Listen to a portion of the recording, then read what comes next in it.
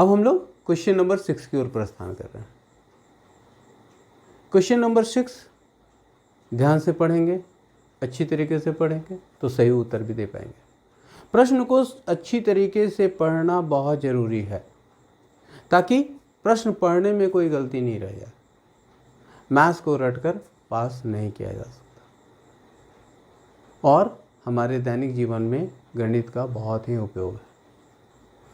चलिए प्रश्न हम क्वेश्चन नंबर 6 का पढ़ लेते हैं। व्याख्या कीजिए कि 7 × 11 × 13 + 13, यहाँ 2 गुना है और यहाँ पर क्या है, प्लस है, अंत में यहाँ पे प्लस है, प्लस का निशान है। अगर ध्यान से नहीं पढ़ेंगे तो सब क्या दिखेगा, गुना ही दिखेगा। और 7 × 6 × 5 × 4 × 3 × 2 × 1 + 5, यही हाल यहाँ भी है।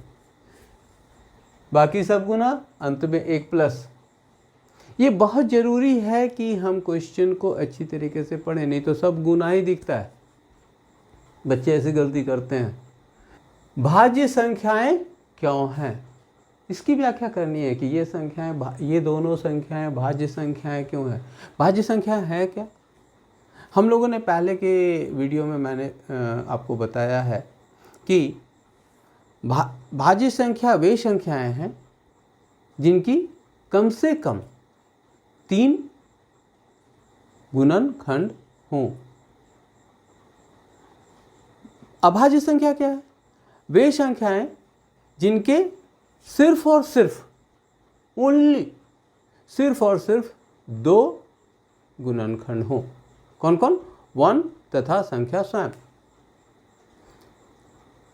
यहां पर कम से कम कितना, 3, या इसकी परिभाषा ऐसे भी दी जा सकती है कि भाज्य संख्याएं वे संख्याएं हैं जिनके 3 या 3 से अधिक गुणनखंड होते हैं।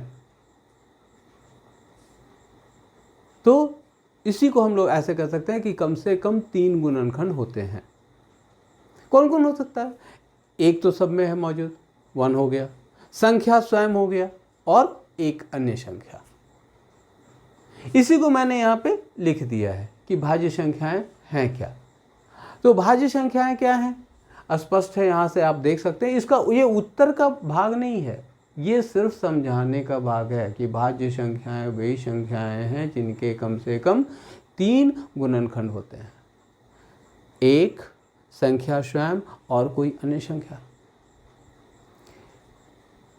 तो अब इसको देखते हैं कि क्या इन संख्याओं के कम से कम 3 गुणनखंड हैं कि नहीं है, इसको देखते हैं। तो यहाँ पर क्या करेंगे, 7 × 11 × 13 + 13, ये देखिए 2 संख्या हो गई। अब हमारे पास 2 संख्या हो गई। यहाँ पर एक संख्या ये है और दूसरी संख्या ये है। गुना वाला हमेशा एक संख्या होता है। तो इन दोनों संख्याओं में क्या उभयनिष्ठ है, 13 उभयनिष्ठ है, इसीलिए क्या हो गया, 13 को कॉमन कर लिया। यहाँ क्या बचा, 7 × 11 बचा, प्लस का साइन है, 13 को 13 से भाग दिया, 1 हो गया। 11 × 7 = 77 जोड़ 1 78 हो गया। यहाँ 13 × 78 हो गया। इसके कम से कम कितने हो गए गुणनखंड, 3 हो गए। कौन कौन, एक तो सब में है तो 1 हो गया, 13 हो गया और 78 हो गया। अब इसको गुना कर देंगे तो बड़ा हो जाएगा और कोई फर्क नहीं पड़ता है, क्योंकि उस संख्या तो एक ही है। तो इसके कम से कम कितने गुणनखंड हो गए, 3 गुणनखंड। कौन कौन, 1, 13 तथा 78 हो गए, है ना। इसी प्रकार 7 × 6 × 5 × 4 × 3 × 2 × 1 + 5, देखिए यहाँ पे फिर 2 संख्या है। एक संख्या 7 × 6 × 5 × 4 × 3 × 2 × 1 और दूसरी संख्या 5। दोनों में क्या कॉमन, 5 दोनों में कॉमन है, इसीलिए 5 को क्या किया, कॉमन कर लिया, बाहर कर लिया। बचा क्या, 7 × 6 × 4 × 3 × 2 × 1, इसको लिख दिया यहाँ पे, प्लस 5 को 5 से भाग दिया, 1 हो गया। यहाँ क्या किया, इसको 7 × 42 हो गया यहाँ पे, और 4 × 12 = 24 हो गया, जोड़ 1 हो गया। मैं सीधा गुना कर दिया, 24 × 2 = 48, 60, 4 हाथ में 4, 24 × 6 = 96, 4 1008 हुआ यहाँ पे, +1, इसीलिए 1009 हो गया। 1009 जो हुआ, तो इसमें अब इसके कम से कम कितने गुणनखंड हुए? 3 गुणनखंड। कौन कौन? 1, 5 और 1009 हो गया ना। 1, 1, 5 तथा 1009, 3 गुणनखंड हुआ।